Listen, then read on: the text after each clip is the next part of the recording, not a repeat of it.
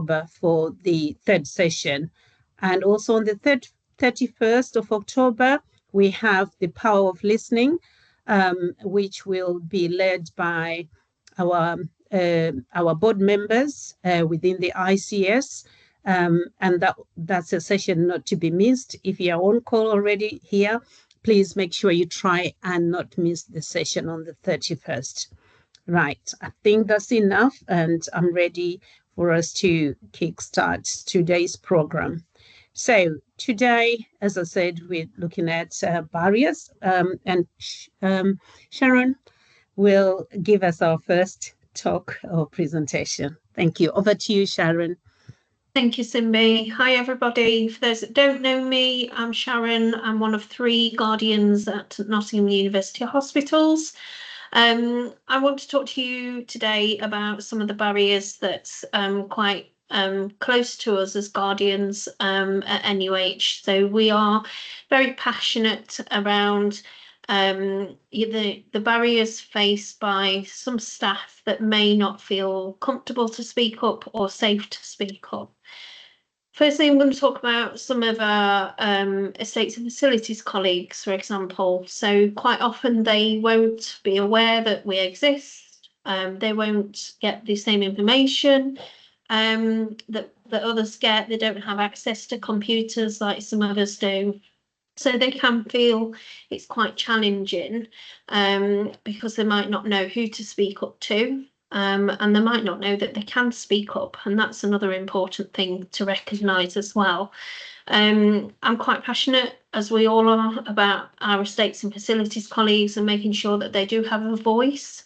And, you know, I think it's really important that, you know, everybody in the organisation is aware of freedom to speak up and how the guardians can help support them. And the other thing is, you know, quite often some of these colleagues work on wards or in outpatient clinics, other areas of the hospital, and they often see a lot of things that some of us may overlook, or hear a lot of things that may not seem right. So it's important that they know that we're here if they want to you know, offload that information and seek support. One of the other things we're really passionate about is our international colleagues. You know, some of our colleagues that come from international shores might not feel it's okay to speak up. They can feel it's not appropriate in their culture to challenge hierarchy or to raise concerns. And just this past few weeks, actually, I've had a lot of colleagues that are international staff that actually ask me whether they need to tell their manager if they're going to come to court, talk to us as guardians. They feel they have to have permission to raise concerns. So it's really important that we break down those barriers and make it, you know, business as usual, and make them feel comfortable and safe, so that they know, you know, they can go to whoever, you know, is most appropriate for them to raise concerns. So yeah, so cultural barriers as well is something really important and quite close to us at NUH. We've done a lot of work with our international colleagues over the past year, just breaking down those barriers and making them feel that they're in a safe space. It is confidential and it is okay to raise concerns. And that's for every single member of staff, not just for, you know, nurses or doctors. It's for everybody who works in the organisation. I don't know who I'm handing over to. Is it Simbi? You're on mute. Sorry. You'll be handing over to myself. Thank you, Simbi.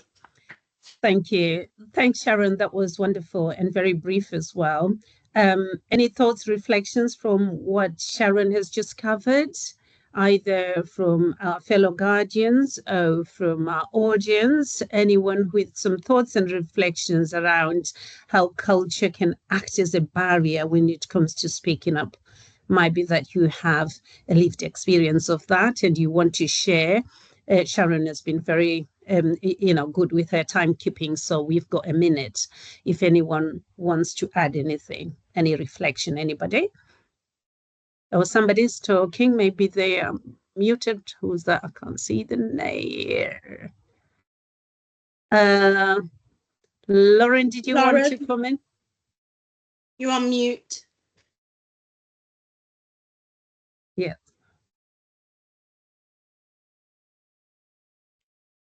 You're still muted, Lauren. Oh, sorry, somebody interrupted me. I wasn't talking to you guys. Oh, okay. So embarrassed. Sorry. Right. Anyone else? Anyone who wants to add some thoughts, reflection? Culture acting as a barrier, speaking of.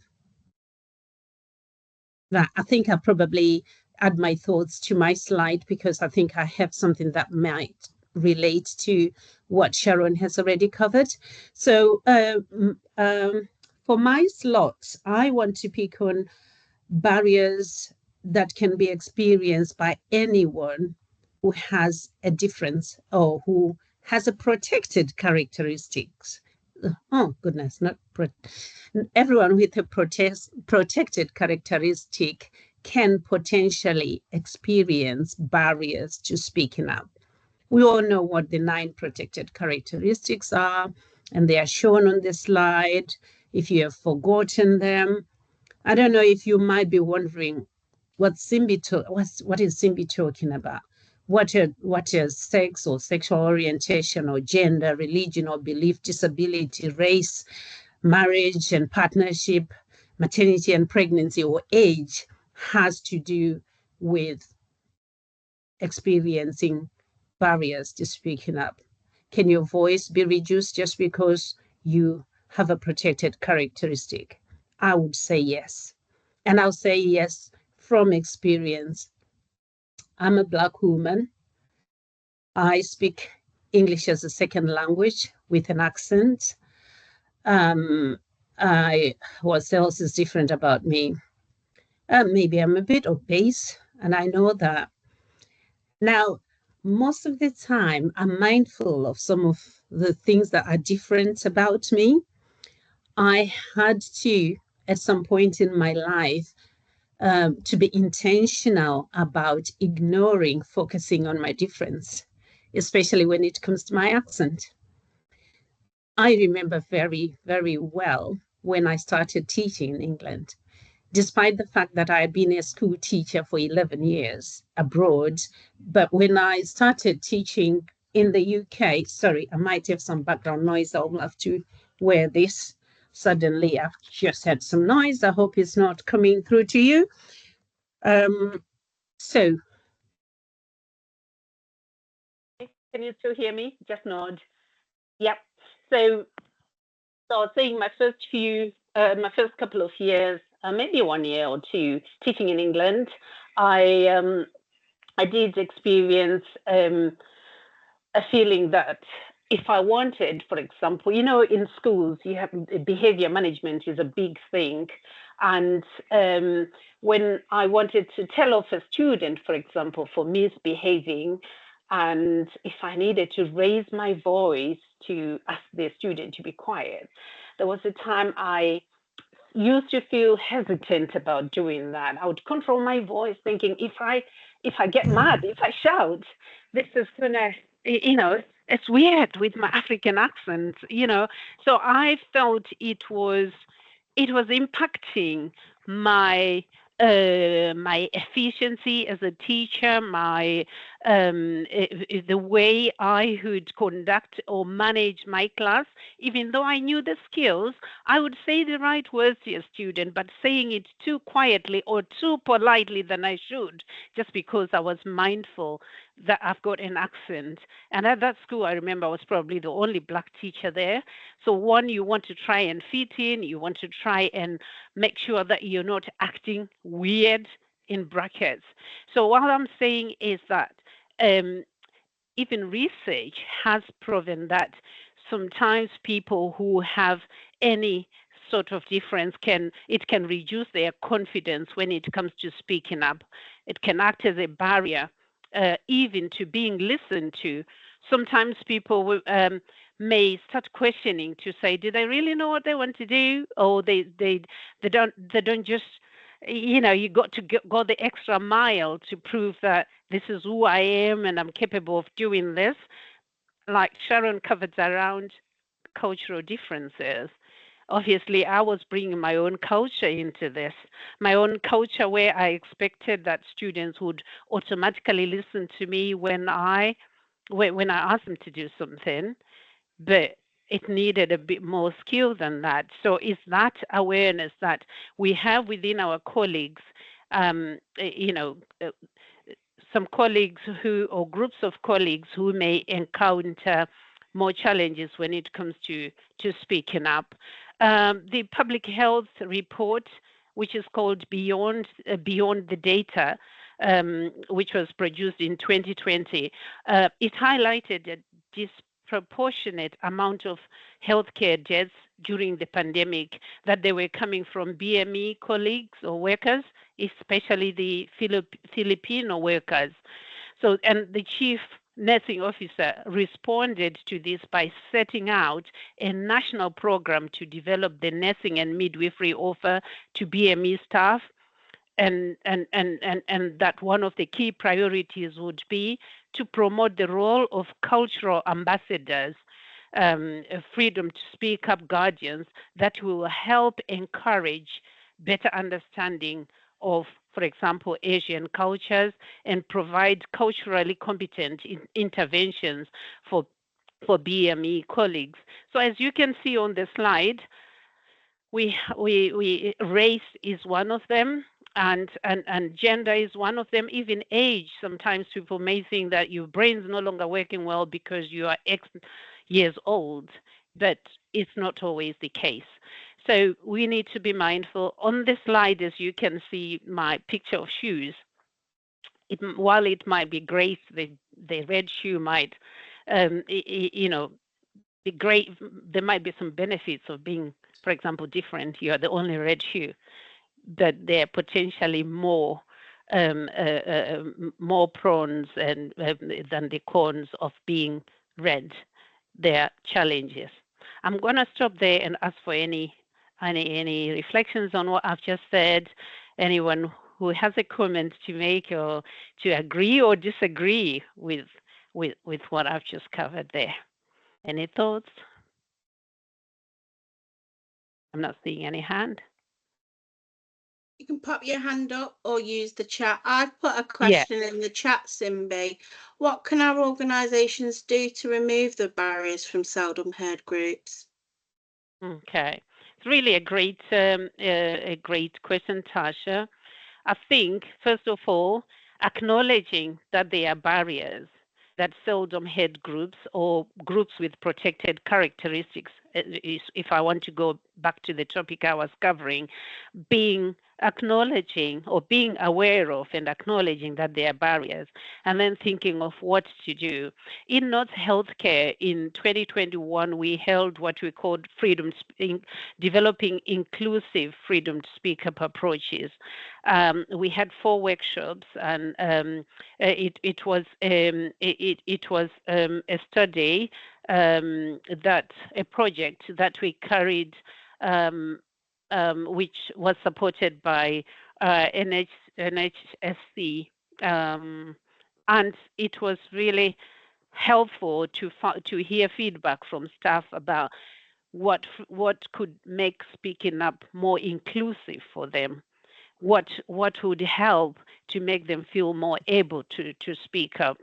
And I think we have did I put in on the slide, some of the feedback that staff said was that managers being more approachable or not being judged about, for example, regarding language. For example, if you speak English as an additional language, that shouldn't be a barrier in terms of your competence, instead of you being deemed as if you can't hold this role because of how you speak, for example, or how you dress, or your faith background, for example, or even your age.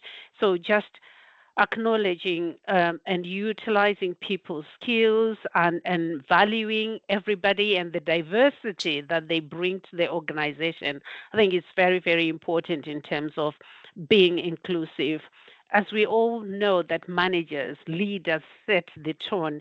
If leaders are inclusive in their approaches and culturally aware and not I wanted to use the word tolerant, but I'm not a big fan of the word tolerant because it's got some bit of negative that you're just tolerating me. But I want you to understand me. I want you to know who I am. I want you to value what I bring to the organization. I'm sure others might want to talk as well on that good question.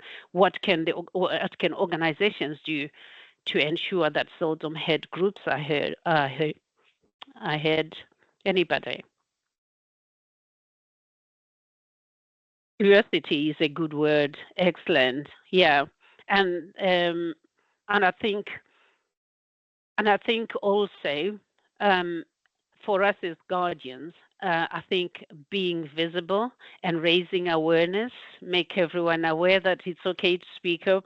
For us as North Healthcare, we do go to staff networks, for example, to our Embrace, that is BME network. We go to our disability network. We go to our junior doctors forum. We do try to be visible, to go there and explain how you can speak up.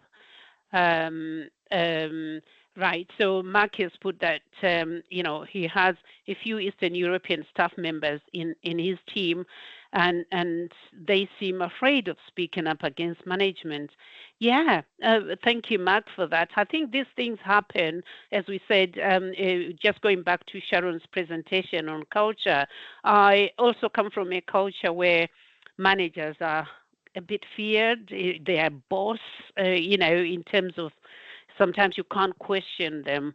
I've also come across colleagues who would call their boss, if they are a female, ma'am or ma'am, or, they're given such, they just feel like they can't call Ruth, or they just can't say Caroline. They have to give them some status that even to talk to them, they feel like they they need to have a certain posture even to speak to the managers.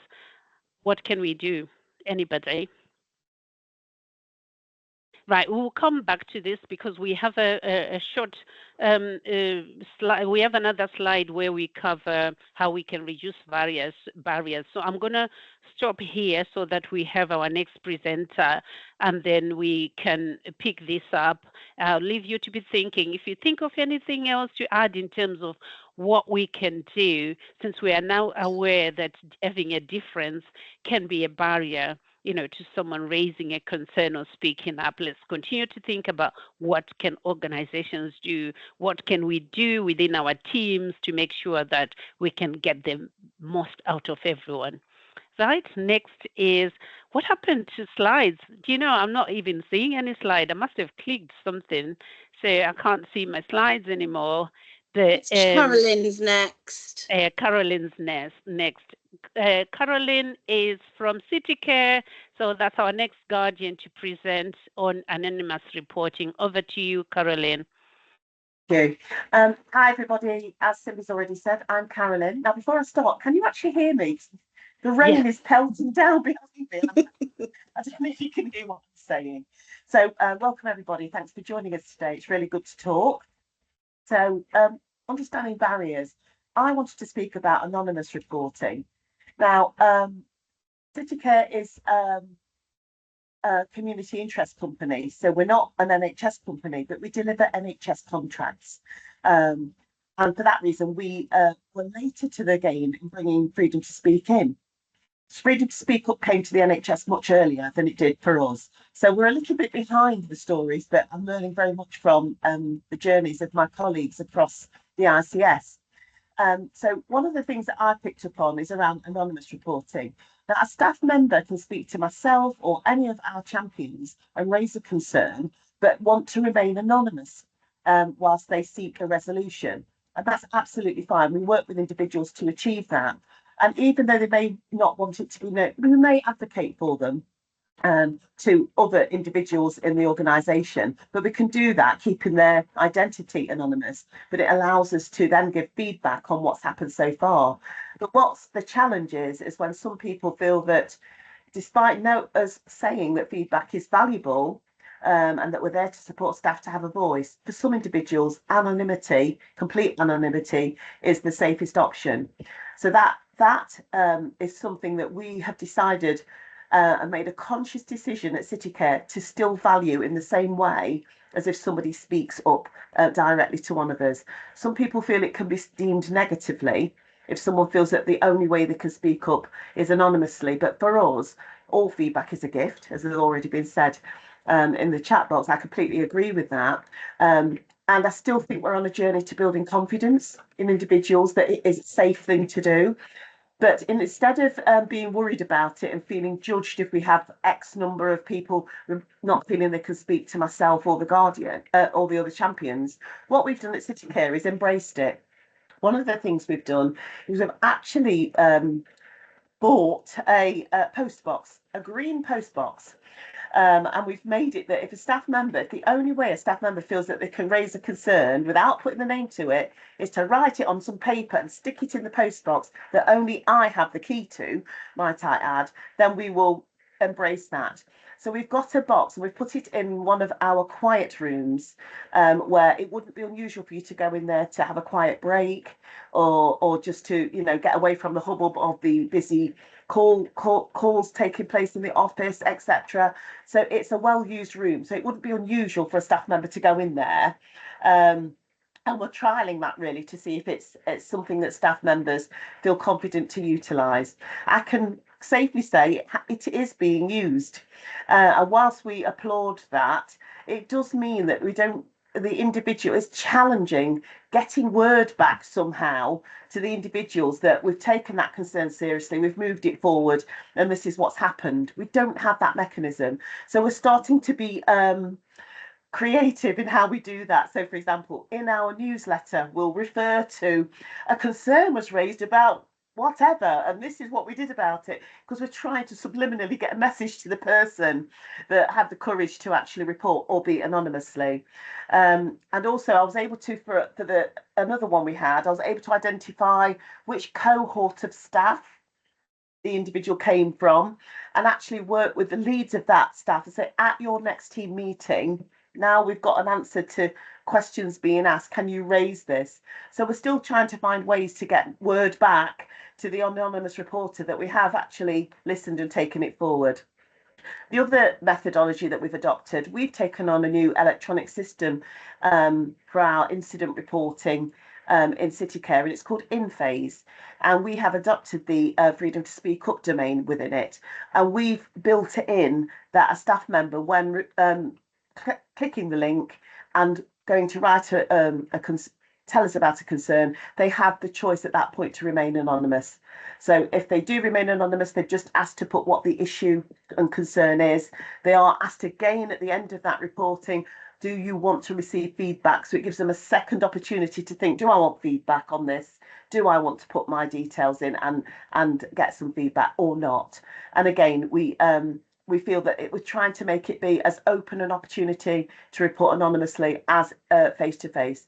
And we feel by doing that, we're showing that we really are embracing our speak up culture. We really do want to hear their feedback, however is the staff members confident to share it. It does have limitations, as I've already alluded to, in terms of how you get that feedback, but actually the fact that it might identify that there's a bit of a theme going on with other individuals raising a concern, it gives us a better chance to try and address it before it becomes a bigger issue. So I just wanted to share that anonymous reporting is something that we embrace as equally as when a staff member has the courage to come to us directly, and we still make every effort to investigate what the concern is and find a way to get out there that we have tried to take action on a concern that was raised, so the individual will know we've acted upon it. I just wanted to share that. Thank you. Brilliant.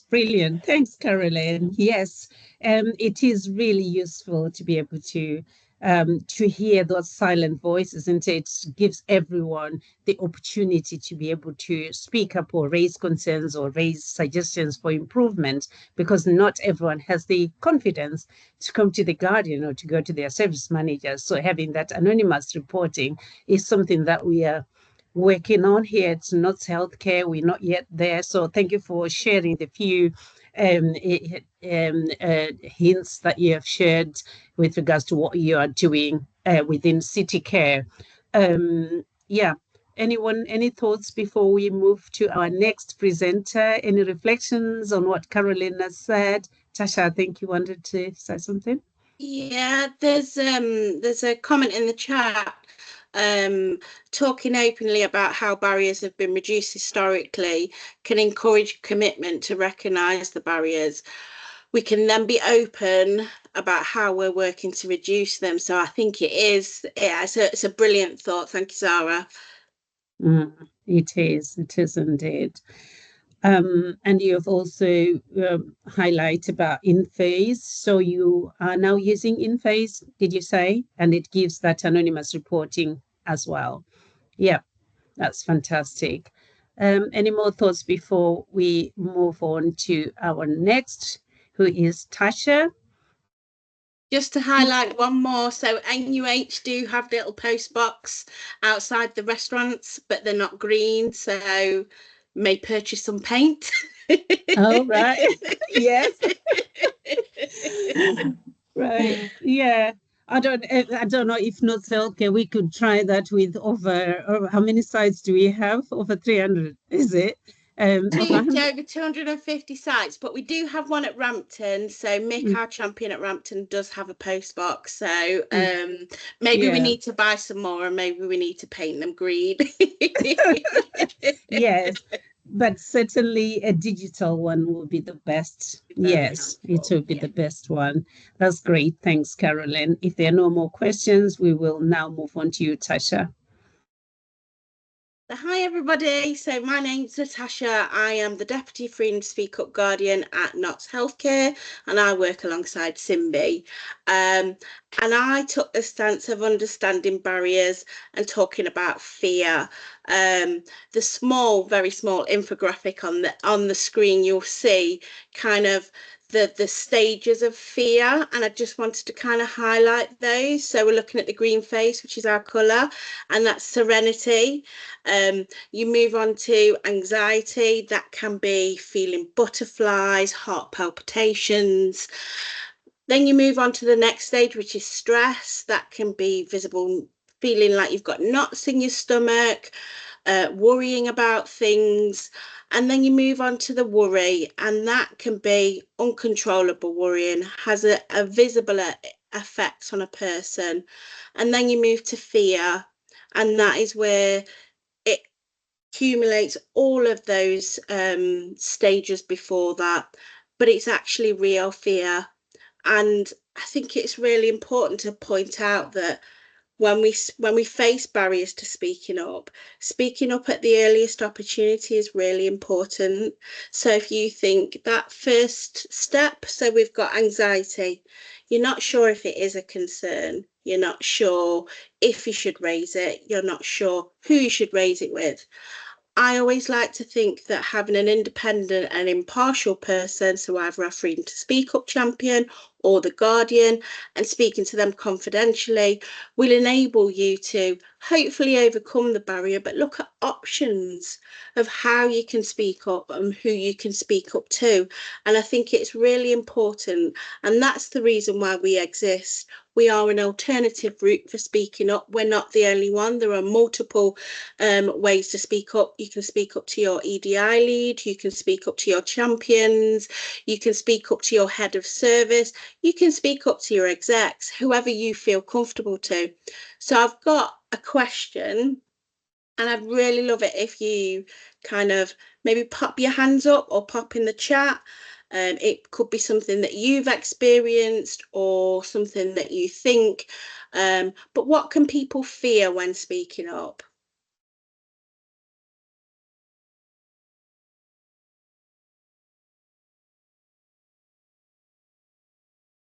They fear repercussions. Repercussions, Mhm. absolutely. Fear of not being believed, retribution.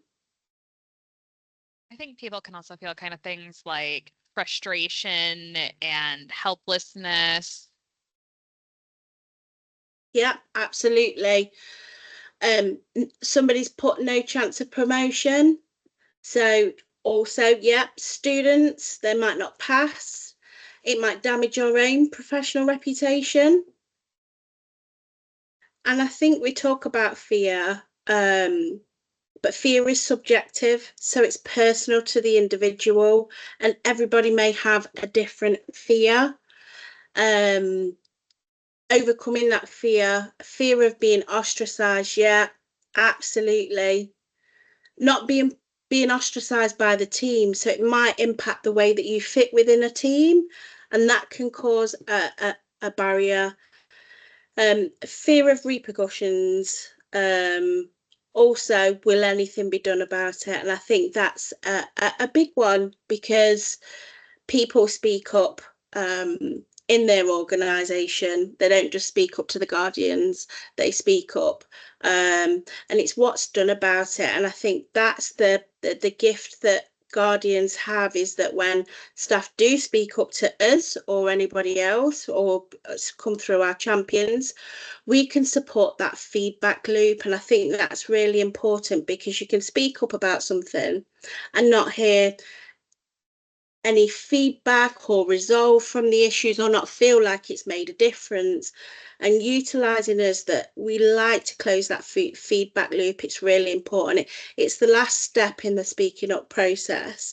It makes people feel valued, that they've actually been heard and something's been done about it. So it's, although I say it's a process, it's closing that feedback loop, it's making a difference. Fear of hierarchy. We're all fully aware that the NHS is a very hierarchical place, where we talk about people's bands rather than their actual name of who they are. Their bands come before their job role. And that is something that is institutionalised within the NHS, but breaking that hierarchy, how do we do that? So if we're a leader and we want our staff to speak up, how would we break that fear of hierarchy?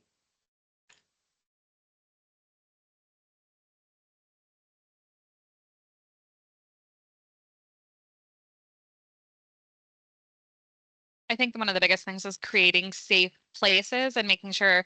I find that some of our upper management, you can't track if they're in-house on a certain day. You don't know when they're going to come or go. So you don't have an open door to go to when they kind of close those avenues to be able to get to them.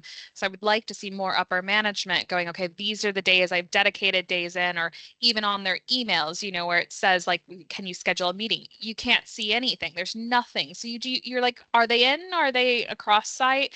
So having less barriers to actually physically seeing them and getting in touch with them. Yeah, absolutely. Role modeling that open culture. We can say we have an open door policy, but what happens when it is shut and you're not there? Thank you for that, Lauren. Nicola, I'm going to bring you in because you've got your hand up. Thank you. I was going to say about the open door policy, but when everybody's really busy, it's easier said than done, isn't it? I would suggest the kind of reaching out, and to break down the hierarchy, for people to be approachable and not seen as some distant person that doesn't visit the staff on the shop floor, and actually reaching out to staff and say, do you want to have a chat for 5 minutes? And if they are their line manager, actually having more sort of informal one-to-ones, just quick 10-minute catch-ups. And that, I think that helps to break down a lot of barriers. People see their managers as human.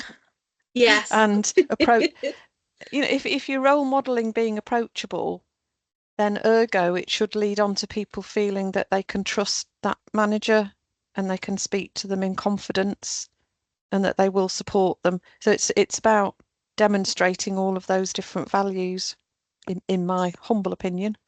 Spot on, Nicola. That is really great. Like creating that psychological safety, being visible and present, not just being on the shop floor, being available for staff is really important.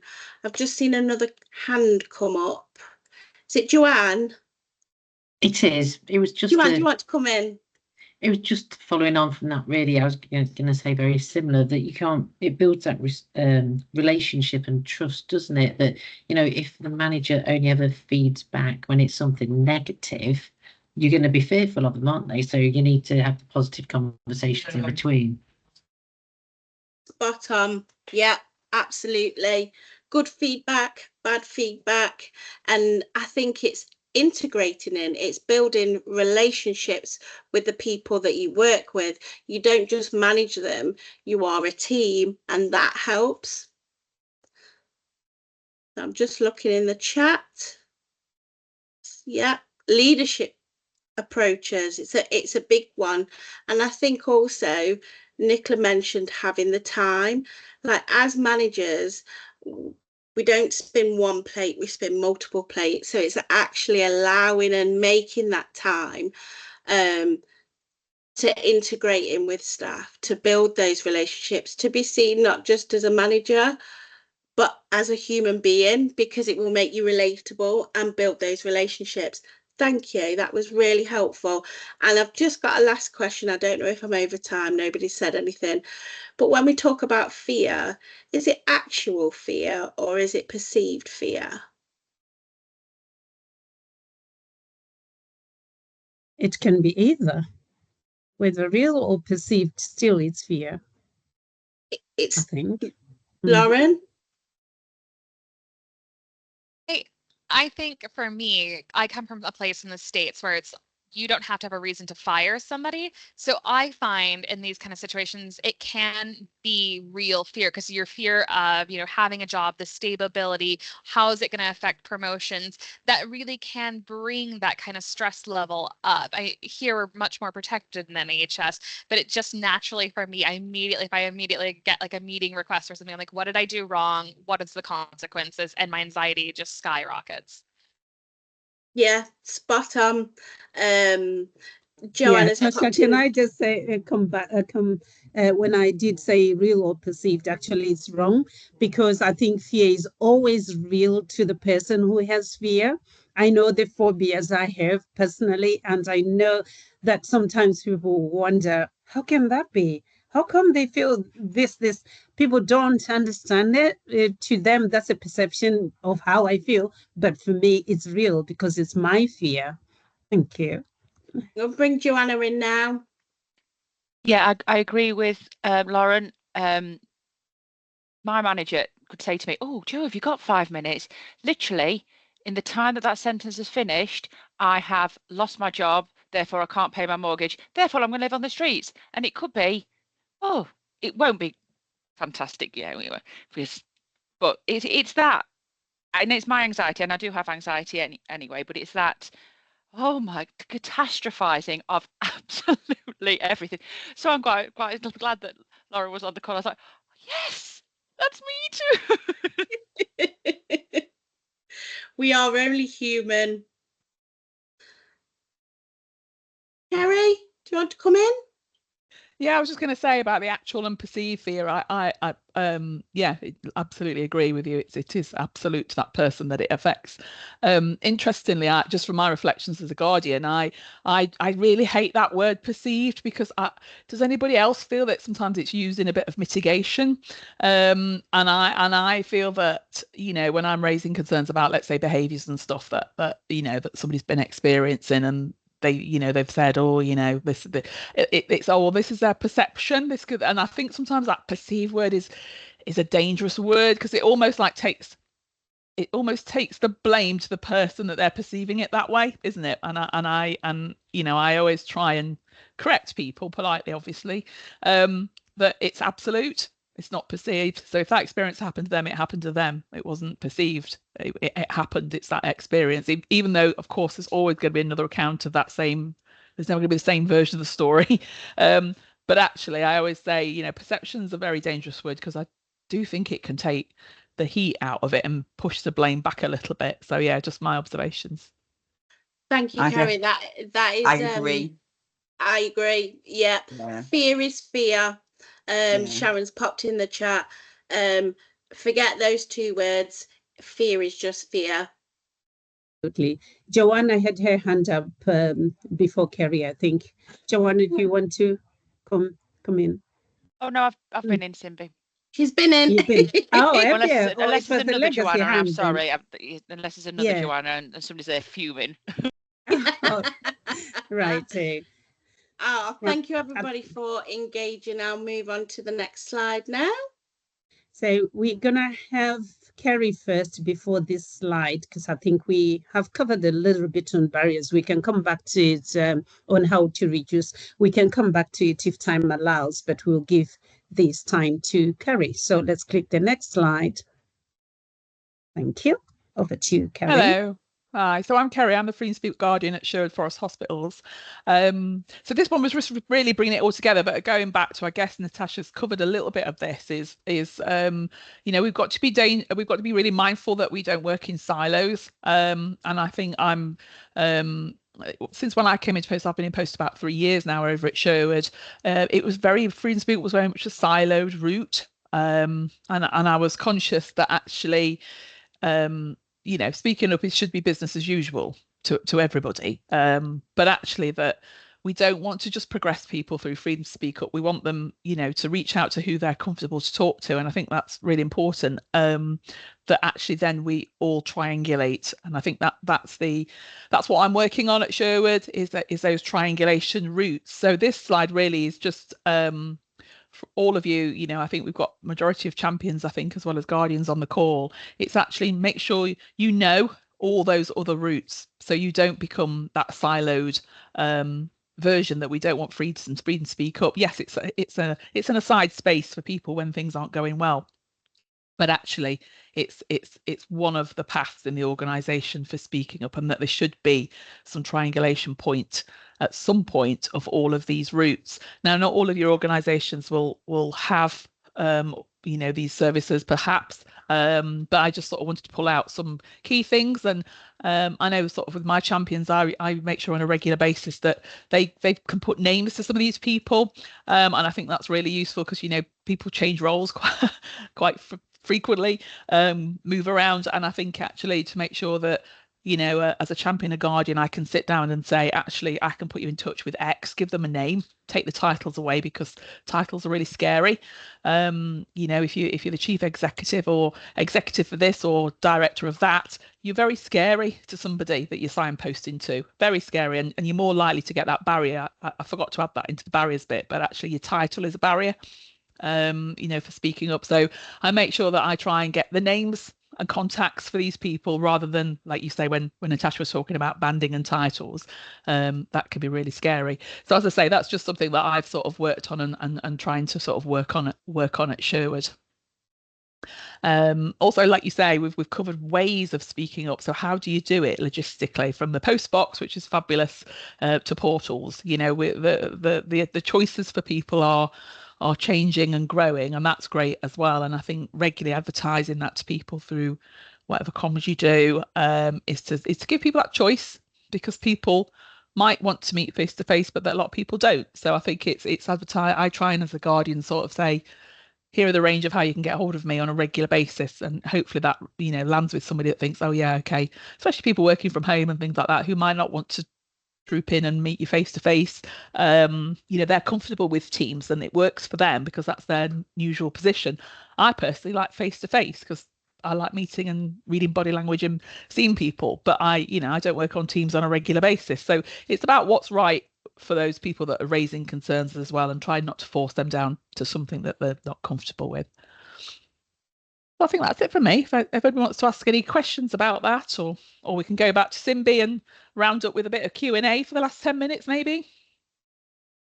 Thank you, Kerry. That was really helpful. That was really, really helpful, because I think the problem that we seem to have with the Freedom to Speak Up agenda is because people seem to have taken it as a process rather than it being part of everything, part of what we do, business as usual, how we do things, speaking up to our line managers in our one-to-one, speaking up in team meetings. That's it. That is speaking up. Coming to the Guardian, yes, it provides that additional route to speak up, but speaking up to our line managers and our service managers, our EDI lead, anyone whom, well, whom the concern maybe, or who's best suited to address that concern. It should be just as simple as that. But because of the reasons that we have highlighted already, the barriers like fear, for example, like being in a particular group where you feel like you are a minority and therefore your voice is cannot be heard because of who you are for some reason, and then fear kicks in. For those reasons, then we have this additional route to say the Guardian will be independent, impartial, a safe space you can speak up to. But I think it's our duty as guardians to be to help the organizations understand that actually this is about what we do every day. Actually, when we had our inclusive freedom speak up approaches, somebody quite senior did mention that why don't we have freedom to speak up as why don't we make freedom to speak up part of our Supervision. supervision? Thanks, Tasha. Imagine that word was even leave my brain. Yes, part of our supervision. You know, when we ask to say, have you got any safeguarding in supervision? If you say, have you got any freedom to speak up matter, or have you got any concern, or starting that conversation in one-to-ones in our supervision will help colleagues to realize or to learn that speaking up is what we do here in this service, rather than just I have to speak up to my guardian. We're not saying don't come to us as guardians. We want you to come, but we also want to promote that open and transparent speak up culture where colleagues feel that they can speak up directly to their within their line management positions. So yeah. Got Nicola's hand up. Yeah, hand up. Yes, from I can't see who is it. Nicola. Nicola. Yeah. Hi, thank you. I'll introduce myself. My name's Nick Kaczorowski, so I'm one of the co-vice chairs of staff side at NUH, and I'm a rep for the Royal College of Midwives. I think your list is really great, but I really would like to fly the flag for trade unions. We seem to often don't appear on lists, and we do pick up. Obviously, I understand that not all staff are members, but we do pick up a lot of staff who come to us for, sometimes it is to offload and share their concerns, and it's a very informal level, right the way through to supporting our members through various trust processes, which can be very formal, can be extremely stressful and anxiety causing for our members of staff. So I really just wanted to raise the flag that sometimes there are lots of informal situations where trade union reps are involved with our colleagues, and it goes unrecognised often. So we are also there to support members of staff alongside all of the other wonderful things that are happening within our trust. So Excellent sorry, point. get off my soapbox now. Thank you, Nicola. That's a great point. Yes, yeah, I think it was probably just an omission because Kerry, am I right? Because I think we do mention as guardians about you can speak to your union, don't we? Yeah. Yeah. I'll add you to the list, Nicola. Thank you. Yeah, absolutely. It's one of the standard questions I think I ask people is, are you a member of a union? Yeah. So that's sometimes part of the introductory conversation, and it sometimes also means that on the other side, people have come who have had union support, who whatever they didn't get resolution, and they come to Freedom Speak Up, and it's important, isn't it, that managing expectations on that, isn't it, about processes and outcomes that Freedom Speak Up can't, as I say, things that have gone through those processes, there are the processes to go through, isn't it? And I think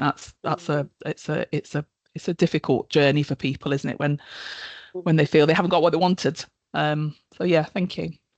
Yeah, great. So let's go to the last the slide that we have skipped. Since we have 6 minutes, we can talk about some of the barriers. We want to think about how we can reduce those barriers. And I want us to think of both barriers to speaking up and also barriers to listen. As I mentioned at the start, that the focus this year for Speak Up Month is the power of listening. However, for this particular session, we focused on the barriers because I think it helps your listening if you are aware that there are barriers that people can encounter to speak up.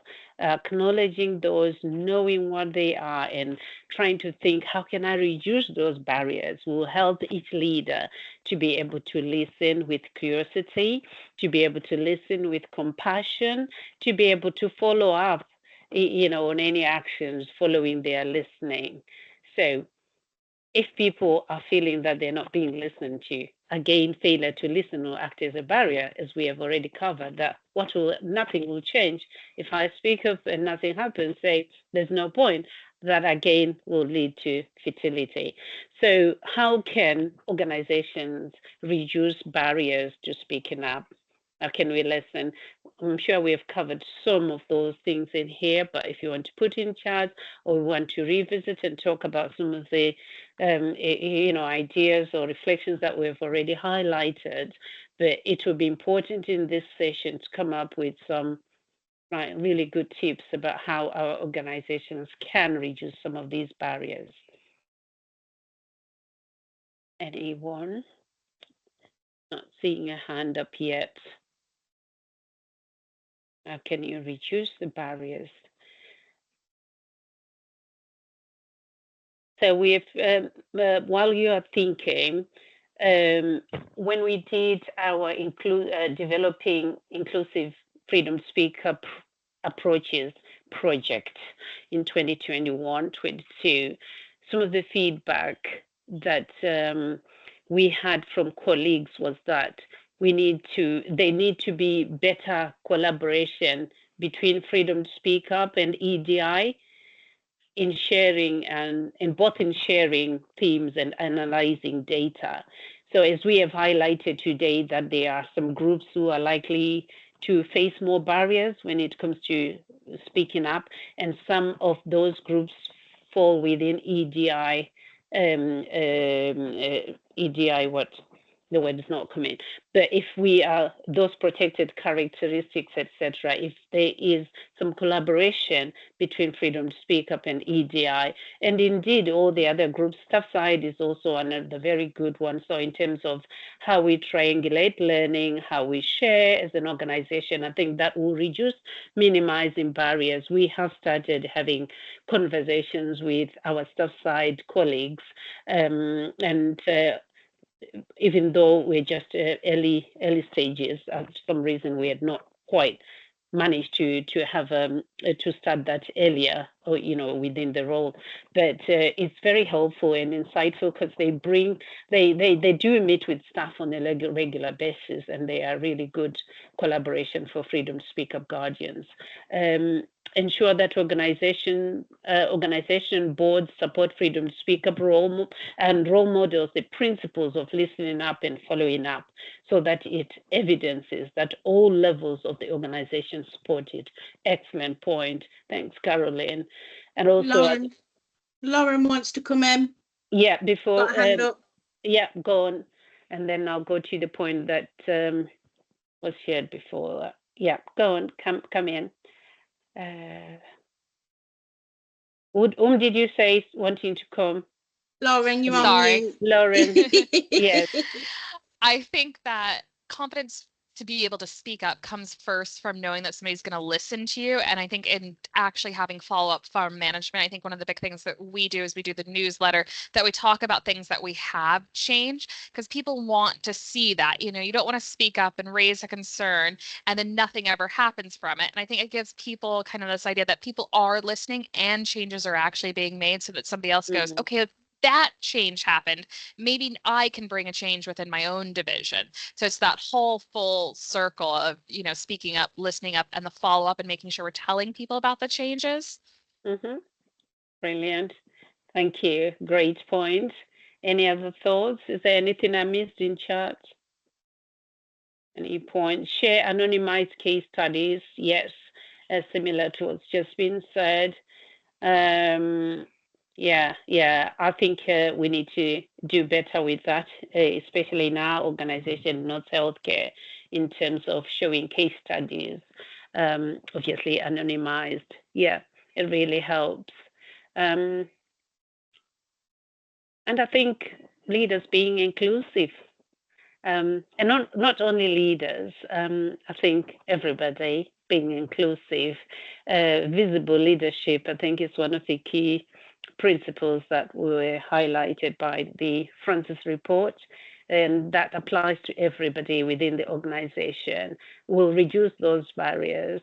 And I think being more culturally aware, as we have said, we have in North Healthcare, we have the allyship program, which I think is in its third session now for allyship, Tasha. Yeah. And we have allyship training as well, which is proving quite popular. It's exactly 3 o'clock.